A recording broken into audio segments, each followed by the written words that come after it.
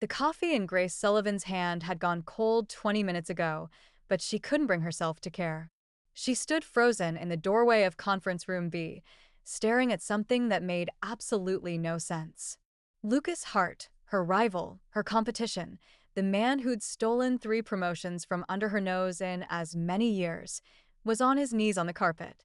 His expensive suit jacket was discarded over a chair, his tie loosened, and his normally perfect hair was disheveled like he'd been running his hands through it. But none of that was the shocking part. The shocking part was the teenage girl in the wheelchair beside him. She couldn't have been more than 16, with Lucas's same dark hair and sharp cheekbones, but where his eyes were always cold and calculating, hers were bright with frustrated tears. He was holding her hand, speaking in a low, urgent voice that Grace had never heard from him before, soft, almost pleading. "Emma, please. I know you're angry, but you have to take your medication," the doctor said. "I don't care what the doctor said." The girl's voice cracked with emotion. "I'm tired of pills and appointments and everyone treating me like I'm made of glass. I'm tired of all of it, Lucas." Grace's coffee cup slipped from her fingers, hitting the floor with a crash that shattered the moment. Both heads whipped toward her. Lucas's expression transformed instantly, from vulnerable brother to cold professional in the space of a heartbeat. He stood, his body instinctively positioning itself between Grace and the girl in the wheelchair, protective and defensive all at once. "What are you doing here?" His voice was sharp, nothing like the gentle tone he'd been using moments before. Grace opened her mouth, closed it, opened it again. The partners said Conference Room B was free. Who is she?" The girl, Emma, laughed, but it was bitter. "Oh, this should be good. Let me guess, you're another one of those people from his office who think my brother is some kind of robot." Before Grace could respond, before she could process what she was seeing, Lucas's phone buzzed. He glanced at it and his jaw tightened. "I have to take this," he said, more to Emma than to Grace. Then, to Grace, with that familiar ice back in his voice. "This room was supposed to be locked. Forget you saw anything." He walked out, phone already at his ear, leaving Grace alone with the girl who was apparently his sister. A sister Grace hadn't known existed. A sister in a wheelchair, that explained. No. Grace pushed the thought away. She couldn't let this change anything. But as she looked at Emma, who was staring at her with open curiosity, Grace felt something shift in her carefully maintained hatred for Lucas Hart. "You're her, aren't you?" Emma said suddenly. "Grace Sullivan, the rival." Grace blinked. "He told you about me? Are you kidding? You're basically all he talks about." Emma rolled her eyes, but there was something fond in the gesture. "Grace did this. Grace said that. Grace is going to be furious when she finds out I got the Henderson account." That last part stung because it was true. Grace had been furious about the Henderson account. She'd been furious about a lot of things when it came to Lucas Hart. "He talks about me?" The words escaped before Grace could stop them. Emma's smile turned sly. "You have no idea." 3 years earlier, Grace's first day at Morrison and Associates was a blur of handshakes and office tours, but one person stood out immediately. Lucas Hart. He was impossible to miss, tall, impeccably dressed, with the kind of sharp intelligence that made everyone in the room defer to him despite the fact that he was only 28, same as Grace. She watched him command a meeting with senior partners, his presentation flawless, his confidence unshakable. "That's Lucas Hart," her new colleague Melissa whispered during the orientation lunch. "Started here right out of business school. Already fast-tracked for partner. Rumor is he never leaves before midnight and comes in on weekends. Total workaholic." Grace had smiled. She liked workaholics. She was one herself. She thought they might be friends. She was wrong. Their first conflict came 3 weeks later, over the Westfield account. Grace had spent days preparing her pitch, researching every angle, crafting what she thought was an unbeatable strategy. She walked into that conference room confident, prepared, ready to prove herself. Lucas had been sitting at the table, his own folder in front of him. When the partners asked who wanted to present first, he'd looked directly at Grace and said, "I'll go." His presentation had been brilliant.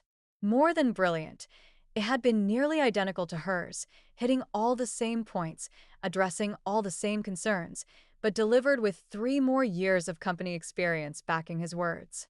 Grace had given her presentation anyway, but she'd felt like an echo, like a copy. The partners gave the account to Lucas. Afterward, in the hallway, she'd confronted him. "Did you look at my files?" Some of those ideas were obvious to anyone who did proper research. He'd interrupted, his voice cold. "If you think I need to steal ideas from junior consultants to do my job, you're mistaken. Maybe your approach just wasn't as original as you thought." Grace had been furious. She'd also been motivated. If Lucas Hart wanted competition, she'd give him competition. What followed was 3 years of warfare. Every account became a battle. Every promotion a zero-sum game. They were civil in meetings, professional in emails, but everyone in the office knew Grace Sullivan and Lucas Hart couldn't stand each other. Grace told herself she hated him because he was arrogant, because he was cold, because he seemed to take pleasure in beating her to every opportunity. She never let herself examine the other feelings that stirred when he was around. The way her pulse quickened when he challenged her in meetings. The way she stayed late at the office partially because she had work to do, but also because she knew he'd still be there. The way his rare smiles, never directed at her, made something in her chest ache. No. It was definitely hate. 2 hours after the conference, Grace couldn't focus on her work. Her computer screen blurred as her mind replayed the scene from earlier. Lucas on his knees, his voice gentle, his entire demeanor transformed. And then Emma's words. "You're basically all he talks about." What did that mean? Obviously, he complained about her to his sister. Obviously, Grace's phone buzzed. A text from an unknown number. "This is Emma. I got your number from Lucas's phone. Don't tell him. Coffee tomorrow? I have things to tell you about my brother." Grace stared at the message. This was wildly inappropriate. She should delete it. Should tell Lucas his sister was overstepping. Instead, she typed back, "Where and when?" Emma was already there when Grace arrived, her wheelchair positioned at a corner table where she had a clear view of the door. She waved Grace over with the confidence of someone who'd never learned to be insecure about her mobility device. "You came," Emma said, grinning. "I wasn't sure you would. I probably shouldn't have." Grace sat down, ordering a latte from the hovering barista before turning her full attention to the girl. "Does Lucas know you're here?" God, no. He'd lose his mind. Emma leaned forward conspiratorially. "He's very protective. It's annoying. Also sweet. Mostly annoying." Grace found herself smiling despite her better judgment. "How long have you?"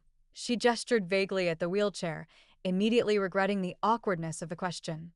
But Emma didn't seem offended. "Since I was 12. Cerebral palsy. I was born with it, but it got worse as I got older. Lucas was 23 when our parents died, car accident, and suddenly he was responsible for a 12-year-old with increasingly complex medical needs." Grace felt her heart clench. I'm sorry. "I didn't know." "Nobody knows," Emma interrupted. "Lucas keeps me very separate from his work life. Says he doesn't want people treating him differently or pitying him or whatever." She rolled her eyes. "What he really means is he doesn't want anyone to know he has a weakness. Because in his mind, I'm a weakness." "That's not," Grace started, but Emma held up a hand. "I know he doesn't actually think of me that way, but he thinks other people will. And in your world, maybe they would." Emma's expression turned serious. "That's why he works so hard, you know. The medical bills are insane. The physical therapy, the equipment, the modifications to our house, the home health aides. His salary barely covers it, even with good insurance." If you're enjoying this story and want to see what happens next, please subscribe to our channel and let us know in the comments where you're watching from. Your support means everything to us as we continue bringing these stories to life. Grace felt like the ground was shifting beneath her feet. But he got promoted to senior partner last month. Surely the salary will help. Finally. Emma smiled, but it was tinged with sadness. "Do you know why he leaves early on Tuesdays and Thursdays? The thing you've always resented him for." Grace flushed. She had resented it, had even complained to Melissa about it. Special treatment, she'd called it once. Physical therapy appointments, Emma said. For me. He takes me because the aide can't drive and I refuse to take an ambulance for routine appointments. Also because he likes to talk to my physical therapist himself to understand what I need. Every piece of information felt like a blow. Grace's coffee sat untouched, going cold just like the one from yesterday. Why are you telling me this? Grace asked finally. Emma's expression turned sly again. Because Lucas likes you. Like, really likes you. Has for years. And he's too stubborn and stupid to do anything about it because he's convinced himself you hate him and also that he doesn't deserve a personal life until I'm taken care of. That's… Grace shook her head. No. We're rivals. We've been competing for 3 years. He's never once. Let me guess, Emma interrupted. He challenges you in meetings, but his suggestions somehow always make your ideas better? He stays late at the office on the same nights you do? He remembers your coffee order, even though you've never told him directly?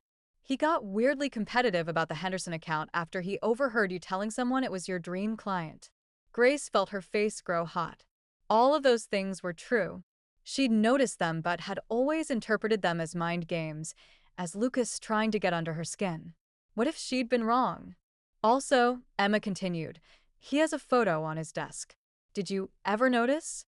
It's angled away from visitors, but it's there. Want to guess who's in it? Grace's mind flashed to Lucas's office. She'd been in there dozens of times for meetings, arguments, tense negotiations over accounts. There was a photo on his desk. She'd seen it but never looked closely. She'd assumed it was Emma, maybe his parents. It's from the company holiday party 2 years ago, Emma said. Someone took a group photo. You're in it. You're not even the focus. You're in the background, laughing at something someone said. But Lucas got a copy of that photo, and that's what he keeps on his desk. Grace couldn't breathe. Why are you telling me all this? She asked again, her voice barely above a whisper. Emma's expression softened. Because Lucas has given up everything for me. His social life, his dating life, any chance at happiness.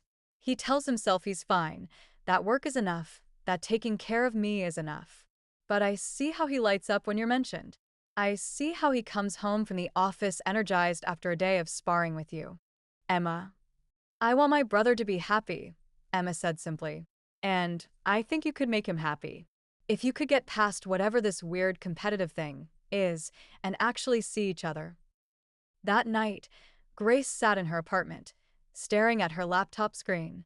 She'd pulled up the company directory, found Lucas's profile, stared at his professional headshot like it might reveal secrets. 3 years of rivalry. 3 years of late nights and stolen victories and professional warfare. 3 years of lying to herself about why her heart raced when he entered a room. She opened a new document and started typing. Not a work proposal this time. Something else entirely. Things I've been too stubborn to admit about Lucas Hart. The next morning, Grace arrived at the office earlier than usual, which was saying something. She found Lucas already at his desk, his office door open, hunched over his computer with the intensity she'd come to associate with him. She knocked on the doorframe. He looked up, surprise flickering across his face before his professional mask slid into place. Grace. I wasn't expecting, do you need something? Is this about the Morrison account? No.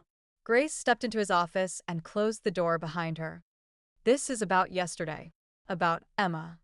Lucas's expression shuddered completely. I don't want to discuss my personal life with you. Too bad, Grace said, with more confidence than she felt. Because Emma already discussed it with me. Had coffee with her yesterday afternoon. She told me a lot of interesting things. She watched color drain from Lucas's face. She had no right. She had every right, Grace interrupted. Because apparently someone needed to tell me that I've been wrong about you for 3 years. Lucas stood abruptly, his chair rolling back. Grace, I don't need your pity. Emma doesn't understand. She understands plenty, Grace cut in. Like why you leave early on Tuesdays and Thursdays. And why you work so hard. And why you… She hesitated, then decided to just say it. Why you keep a photo with me in it on your desk? Lucas froze. She told you that? She told me a lot of things. But I want to hear from you. Grace took a step closer. Why did you really take the Westfield account 3 years ago? Was it just about winning? Lucas was quiet for a long moment. Then, you were brilliant in that presentation. Your ideas were sharp, innovative, exactly what the client needed. And I watched you deliver it with so much passion and confidence. He exhaled roughly. You were everything I'd been trying to be for 3 years. Authentic, creative, unafraid. And I couldn't stand it. Couldn't stand what? That I wanted to work with you, not against you. Lucas met her eyes. That I wanted to know you. That I'd already spent 3 weeks watching you at the office and trying to convince myself it was professional interest. He laughed bitterly. So, I took the account, Proved I could beat you. put distance between us. And then I kept doing it over and over because it was safer than admitting the truth. Which is that I don't hate you, Grace. I never have. His voice dropped. That competing with you has been the highlight of my career because it means spending time around you, engaging with your brilliant mind, having an excuse to stay late at the office when you're there. Grace's heart hammered against her ribs. You're an idiot. Lucas blinked. I what? 3 years, Grace said, moving closer. 3 years we could have been on the same team. 3 years of making each other better, instead of trying to tear each other down. All because you were too scared to tell me you liked me? It's not that simple. Lucas's voice was strained. Emma needs. Emma needs her brother to be happy, Grace interrupted. She told me that too. She's 16, Lucas. She's not fragile. She doesn't want you sacrificing your entire life for her. You don't understand. Then help me understand. Grace closed the distance between them completely. I'm not running. I'm not pitying you. I'm standing here telling you that I've spent 3 years lying to myself about why fighting with you was the best part of my day. Why losing to you hurt more than any other professional setback. Why I. She stopped, the words catching in her throat. Lucas was staring at her with an expression she'd never seen before, raw, vulnerable, hopeful. Why you what? He asked softly. Why I think I've been falling for you this whole time and calling it hatred because it felt safer. The silence that followed was deafening. Grace watched Lucas process her words, saw the exact moment hope shifted to determination. Then he was kissing her. It wasn't gentle or tentative. It was 3 years of repressed feelings, 3 years of late nights and stolen glances and professional rivalry that had always been something else entirely. Grace kissed him back with equal intensity, her hands fisting in his expensive shirt, pulling him closer. When they finally broke apart, both breathing hard, Lucas rested his forehead against hers. I have a lot of baggage, he said quietly. Emma, the medical bills, the constant appointments, the responsibility. It's not easy, and it's not going away. Good thing I like difficult challenges, Grace replied. I've been training for 3 years with the most stubborn rival in the business. I think I can handle it. Lucas laughed, really laughed, and the sound made something warm bloom in Grace's chest. We're going to be terrible at this, he said. The office is going to lose their minds. Let them, Grace said. We've given them 3 years of entertainment. Time for a new show. 3 months later. Grace had learned a lot about Lucas Hart in 3 months of actually dating him instead of competing with him. She learned that he was funny in a dry, understated way that crept up on you. That he was patient to a fault, except when it came to protecting people he loved. That he made terrible dad jokes that made Emma groan and Grace secretly smile. That he was actually a disaster in the kitchen but would try to cook anyway because ordering in every night isn't healthy, Grace. She learned that Emma was brilliant and sarcastic and had absolutely no filter, which meant family dinners were never boring. That Emma's condition varied from day to day. Some days she was strong and independent, other days she needed more help, and Lucas had learned to read those needs before Emma even had to ask. She learned that Lucas's apartment was covered in Emma's artwork, she was incredibly talented, and that his calendar was color-coded, blue for work, red for Emma's appointments, and now, recently, green for Grace. She learned that dating your former rival meant your colleagues either thought it was the most romantic thing ever, Melissa's camp, or were deeply suspicious that it was an elaborate long con, most of the partners. But mostly, she learned that she'd been an idiot for 3 years. The office had adjusted mostly. Morrison and Associates now had two senior partners who were dating, which required some ethical juggling and carefully documented recusals from any projects where their relationship might create conflicts of interest. It helped that they were still competitive. They still argued in meetings, still pushed each other to be better. The difference was that now Grace knew when Lucas challenged her ideas, it wasn't because he wanted to beat her. It was because he wanted to make her brilliant ideas even better. And when he won an account she'd wanted, she could be genuinely happy for him because she understood what that success meant. Not just professional advancement, but security for Emma, quality of care, a little less stress in their carefully balanced life. Tonight was special. Lucas had invited her over for dinner, not unusual anymore, but this time Emma had specifically requested Grace arrive early. Grace found Emma in the kitchen, directing Lucas through a recipe with the authority of a five-star chef despite the fact that she couldn't reach half the counters from her wheelchair. "No, you're using too much salt," Emma was saying. "Grace, can you help him? He's hopeless." "I'm standing right here," Lucas protested, but he was smiling. Grace kissed his cheek as she passed, earning a chorus of "ew, gross" from Emma that neither of them believed for a second. 2 hours later, after a meal that was only slightly burned, Emma announced she was going to her room to give you two some privacy, but not too much privacy because I'm right down the hall and these walls are thin.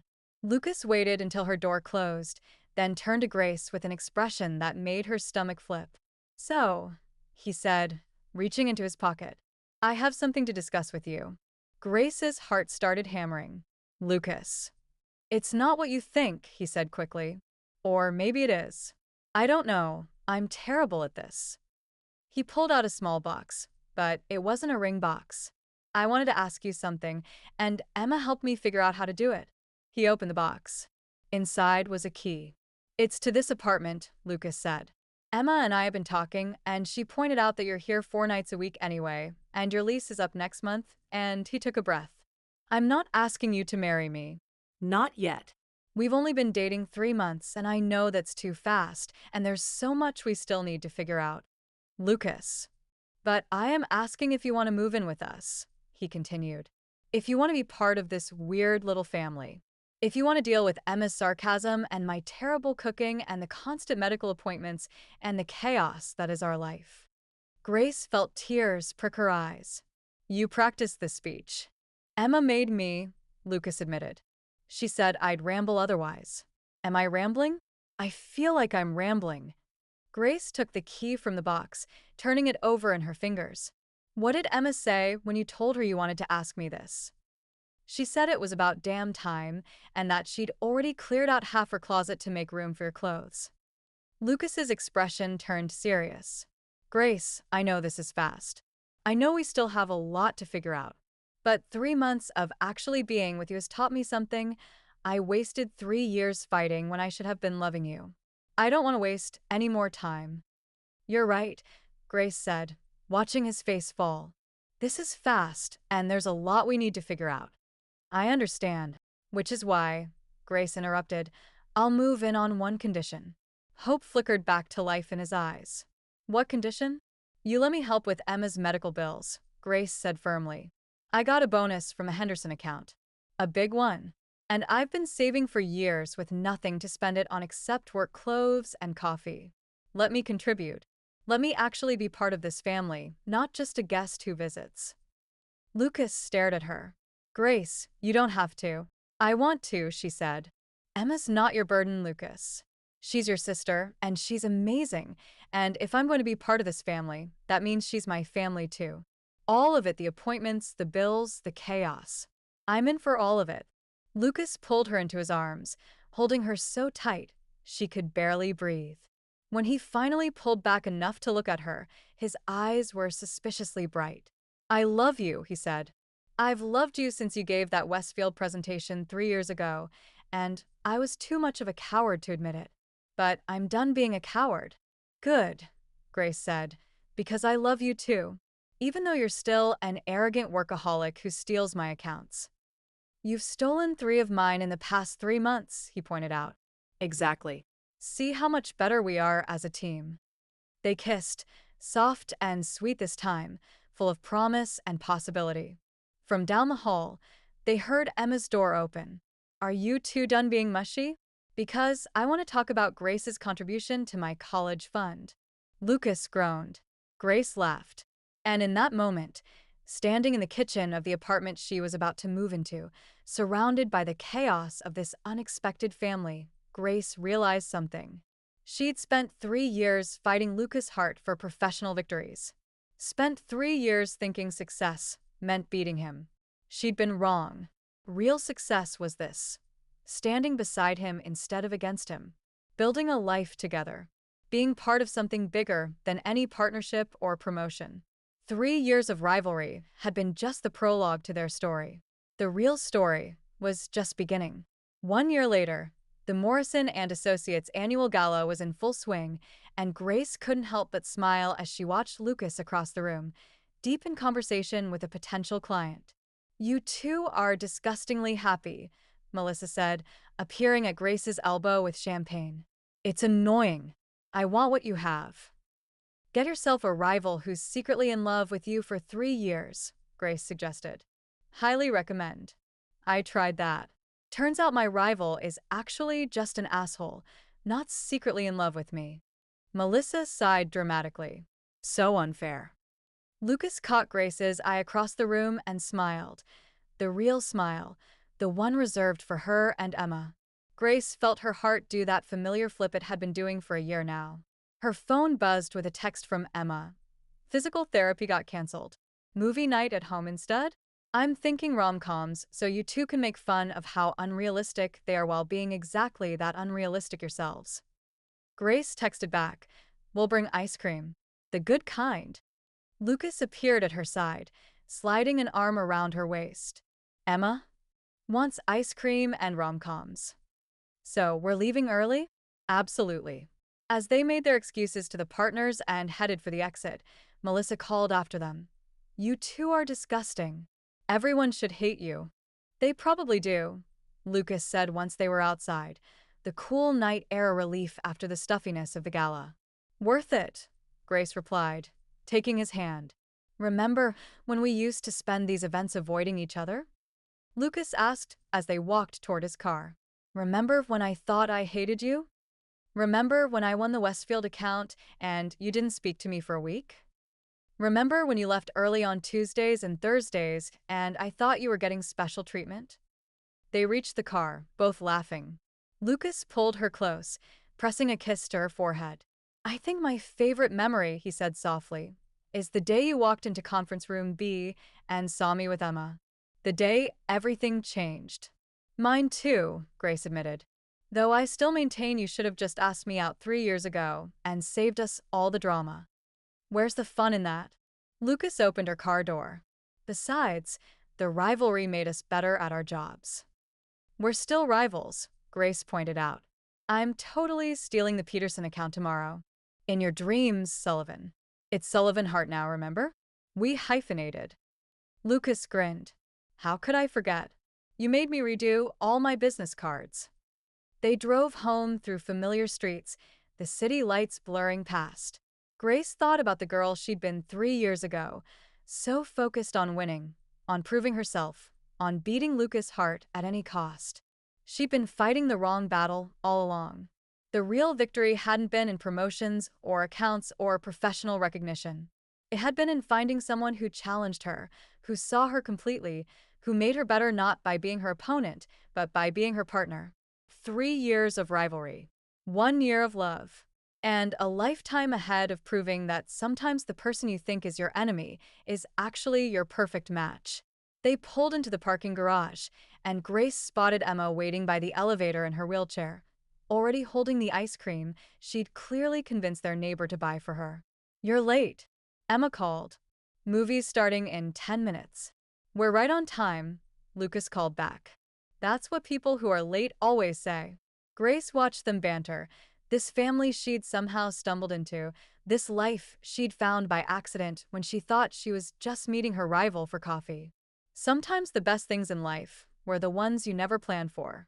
Sometimes your greatest weakness turned out to be your greatest strength. And sometimes the person you spent years fighting was actually the person you were meant to love all along. Grace took Lucas's hand as they headed toward Emma and the elevator. "Ready?" he asked. "Always," Grace replied. And she meant it. Thank you for following this story. If you enjoyed it, please write in the comments where you're watching from, and don't forget to like, subscribe, and share this video. Your support helps me continue creating content like this.